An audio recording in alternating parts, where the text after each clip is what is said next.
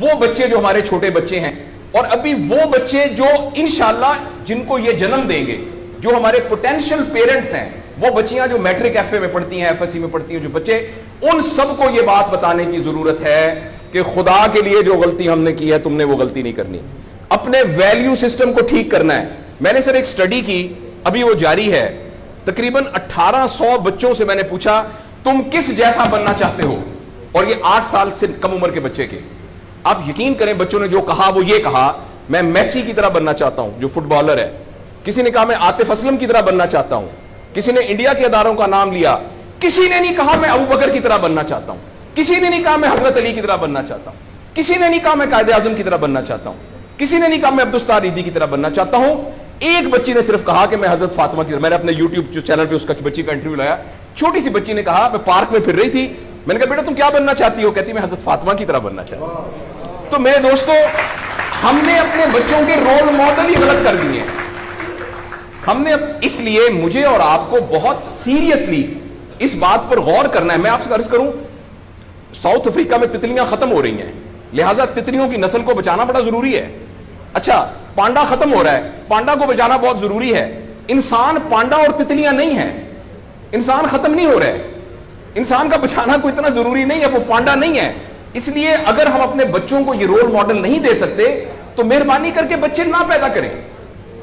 لیکن اگر ہم نے اپنی اولاد پیدا کرنی ہے تو وہ اولاد وہ پیدا کرنی پڑے گی اور اس کی وہ تربیت کرنی پڑے گی جن کا رول ماڈل وہ ہو جو حضرت عمر تھے, جو حضرت ابو بکر تھے, جو حضرت علی تھے, جو فاطمہ تھی, جو زینب تھی, جو خدیجہ تھی رضوان رضی اللہ عنہا.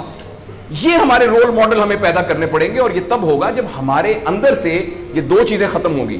نمبر 1, ہم پیسے کی بنیاد پر اپنے آپ کو بڑا نہ سمجھیں, اور دوسرا یہ کہ ہم فرد کو فرد کے لیے تیار نہ کریں, فرد کو معاشرے کے لیے تیار کریں. میرا بیٹا تو 1100 میں سے 1100 نمبر لے کے ڈاکٹر بن کے ایک جگہ پر اسسٹنٹ پروفیسر لگا ہوا ہے, معاشرے کو کیا فائدہ ہوا ہے؟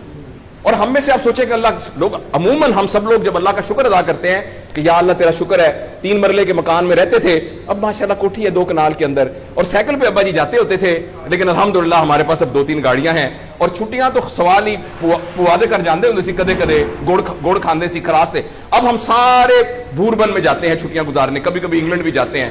اللہ کا ہمارے اوپر بڑا کرم ہو گیا. اس غلط فہمی سے ہم اپنے آپ کو نکالیں. اللہ کا کرم یہ ہے کہ میری وجہ سے, جیسے انہوں نے ویڈیو دکھائی ہے کہ ہمارے یہاں کوئی بلڈ کا کچھ نہیں ہوتا تھا, شکر ہے میری وجہ سے یہ بلڈ والا کام شروع ہو گیا. میں ڈاکٹر ہوں, یہ والی سروس یہاں موجود نہیں تھی, اللہ کا شکر ہے کہ یہ والی سروس اب یہاں موجود ہو گئی ہے. اللہ کا شکر ہے یہ ہو رہا ہے. سروس اورینٹڈ جب تک ہم اپنے بچوں کو نہیں ڈیولپ کریں گے, اس وقت تک میں آپ کو بہت دکھ سے اعلان کرتا ہوں, بڑی ہی تکلیف کے ساتھ, میں بہت آپٹمسٹ آدمی ہوں, میں یونیورسٹیوں میں جاتا ہوں, کالج میں جاتا ہوں, بچوں سے بات کرتا ہوں, اگر ہم نے اگلے فوری طور پر اپنے بچوں کی تربیت پہ توجہ نہ دی, اگلے 10 سال میں ایک ایسی نسل آنے والی ہے جن کو چائلڈہڈ ڈپریشن ہوگی, جن کو سوئسائڈل تھاٹس آئیں گے, جن کی سیکسول ٹریننگ بہت بری ہوگی, اور جن کے اندر ریلیشن شپ پرابلمز ہوں گے, اور یہ ہونے والا ہے, ہماری آنکھوں کے سامنے ہونے والا ہے. اگر آپ کے ہاتھ میں ایک موبائل ہے, آپ ابھی اپنا موبائل کھول کے فیس بک کھولے, جو پہلی 1.5 منٹ کی ویڈیو آئے گی اس میں ایک نیم برہنہ عورت ناچ رہی ہوگی. اگر آپ کے 8 سال کے بچے کو آپ نے موبائل دیا ہوا ہے, میں آپ کو یقین دلاتا ہوں اس نے ننگی عورتوں کو ناچتا ہوا دیکھ لیا ہے, اور وہ سارے ایکٹ جن کو منہ سے بیان کرتے ہوئے ہمیں شرم آتی ہے, وہ آپ کے 8 سال کا بیٹا اور 8 سال کی بیٹی دیکھ چکی ہے.